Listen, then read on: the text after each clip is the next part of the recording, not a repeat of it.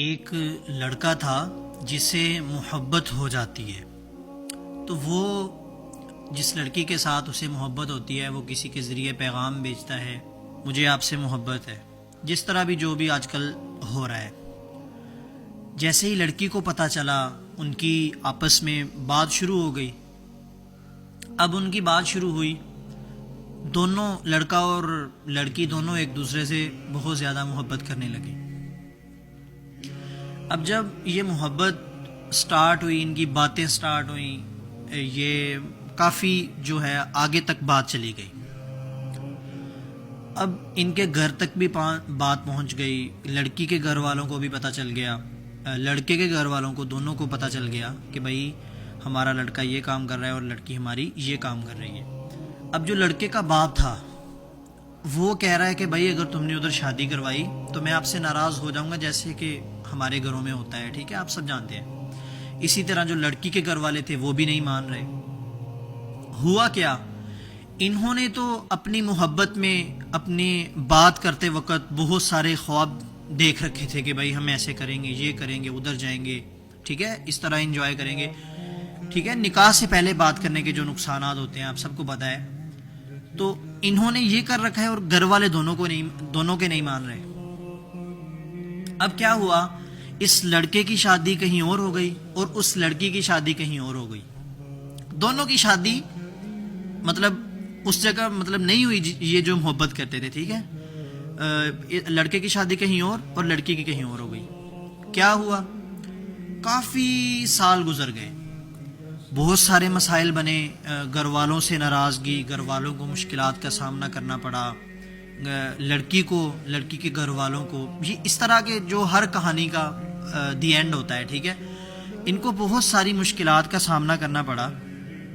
اس کے بعد کیا ہوا، ایک وقت آیا جب کچھ سال گزر گئے، جب 5 سال گزر گئے، 10 سال گزر گئے، 15 سال گزر گئے، جب ان کے بچے ہو گئے، ٹھیک ہے۔ اب لڑکی بھی یہ کہہ رہی ہے کہ بھائی اچھا ہوا میرا ادھر رشتہ نہیں ہوا، لڑکا بھی یہی کہہ رہا ہے کہ بھائی اچھا ہوا میرا ادھر رشتہ نہیں ہوا۔ کیا ہوا، ان کو وقت کے ساتھ سمجھ آ گیا کہ بھائی یہ جو محبت ہم سوچتے ہیں نا نئی جوانی میں، ٹھیک ہے، نئی جوانی میں یہ خواب سوچنا کہ بھائی میرے پاس یہ ہو، میرے پاس وہ ہو، میری ادھر شادی ہو جائے، ہر انسان کی اپنی خواہشات، کسی کے خواب۔ میں آپ کو تھوڑی سی بات یہ سمجھانا چاہ رہا ہوں، یہ جو میں نے آپ کو واقعہ سنایا ہے یہ صرف اور صرف سمجھانے کے لیے، ٹھیک ہے۔ ایک بندے کی جب ایک بندے پہ نئی جوانی آتی ہے نا تو اس کا مشن یہ ہو جاتا ہے کہ بھائی میں پیسہ کماؤں، ٹھیک ہے، میرے پاس یار یہ چیز ہو۔ ایک بندے کی جب نئی جوانی آتی ہے تو وہ کہتا ہے کہ بھائی جو فلاں لڑکی ہے نا یہ مجھے پسند ہے، اس سے میری شادی ہو جائے۔ یہ آپ خود سوچ رہے ہیں، یہ آپ اب فیصلہ اپنی طرف سے کر رہے ہیں، لیکن ہوگا کیا، ہوگا وہی جو اللہ چاہے گا، ٹھیک ہے۔ یہ جو محبت کی میں نے آپ کو مثال دی ہے، میں آپ کو بات یہ کرنا چاہتا ہوں، دیکھیں اللہ رب العزت اپنے بندے سے 70 ماؤں سے زیادہ پیار کرتا ہے۔ 70 مائیں، ایک جو ماں ہے نا، ماں کا جو پیار ہے وہ انسان کو کبھی بھی غلط راستے پر نہیں، ہر ماں یہ چاہتی ہے کہ میرا بیٹا غلط راستے پر نہ جائے، ہر ماں یہ چاہتی ہے کہ بھائی میرا بیٹا کامیاب ہو، میری بیٹی کامیاب ہو۔ کوئی بھی دنیا کی ایسے والدین یا ماں باپ نہیں ہے جو چاہیں کہ بھائی ہماری جو اولاد ہے وہ غلط کام کرے، ٹھیک ہے، مطلب کچھ برا کرے، وہ یہ نہیں چاہتے۔ دیکھیں بات یہ ہے کہ جو اللہ آپ سے 70 ماؤں سے زیادہ پیار کرتا ہے تو وہ پھر آپ کی زندگی میں کیسے غلط فیصلہ کر سکتا ہے؟ بات تو یہ سوچنے کی ہے نا۔ تو بھائیو، بہت سے لوگ یہ کہتے ہیں کہ بھائی اگر اللہ 70 ماؤں سے زیادہ پیار کرتا ہے تو پھر وہ اپنے بندے پہ مشکلات کیوں لاتا ہے؟ دیکھیں اللہ کے بندے ہیں، ایک ماں تو کبھی بھی نہیں چاہتی کہ اس کے بیٹے پہ بیماری آ جائے، ایک ماں تو کبھی بھی نہیں چاہتی کہ اس کا بیٹا بھوکا مرے۔ جب اللہ 70 ماؤں سے زیادہ پیار کرتا ہے تو ایسا کیوں ہے پھر؟ دیکھیں میں آپ کو سورۃ البقرہ سے ایک آیت سناتا ہوں.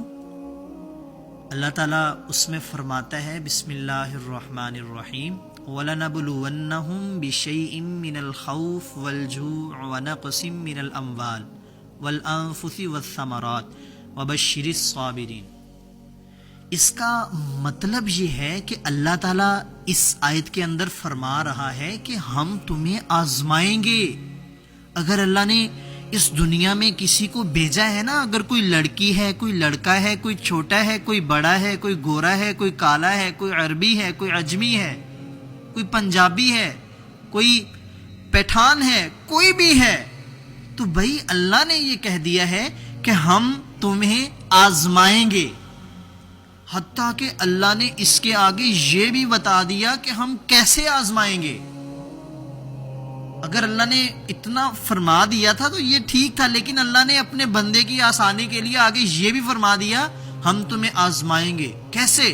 کبھی خوف سے، کبھی غم سے، کبھی مال کم ہونے سے، کبھی فروٹ کم ہونے سے.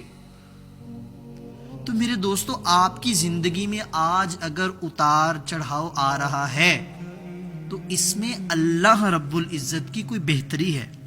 ایسا بالکل بھی نہیں ہے کہ اللہ تعالیٰ آپ کے بارے میں کچھ برا کرے گا، نہیں. ہاں یہ ہو سکتا ہے کہ آپ خود کے لیے برا کر لیں. دیکھیں اللہ تو قرآن میں اللہ تعالیٰ نے اللہ تعالیٰ نے ہمیں ایک ایسا ہمارا امتحان رکھا ہے کہ جس کے سارے سوالات جو ہیں اس کے جوابات ابھی ہمیں بتا دیے ہیں. دنیا کا کوئی بھی امتحان، کوئی بھی ایگزامز ایسا نہیں ہوتا کہ بھائی جو پیپر میں آنا ہو سب کچھ پہلے بتا دیا جائے. اللہ نے بتا دیا. اللہ نے کہا کہ بھائی آپ سے یہ سوال ہوں گے. آپ کو اگر کامیاب زندگی گزارنی ہے، کامیاب آخرت بنانی ہے تو آپ کو یہ کرنا ہوگا. اور پھر جو میں نے ابھی آپ کو آیت کا جس کا ترجمہ بتایا اس میں اللہ کیا فرما رہا ہے؟ وَبَشِّرِ الصَّابِرِينَ، خوشخبری دے دو ان کو جنہوں نے ایسے حالات میں صبر کیا.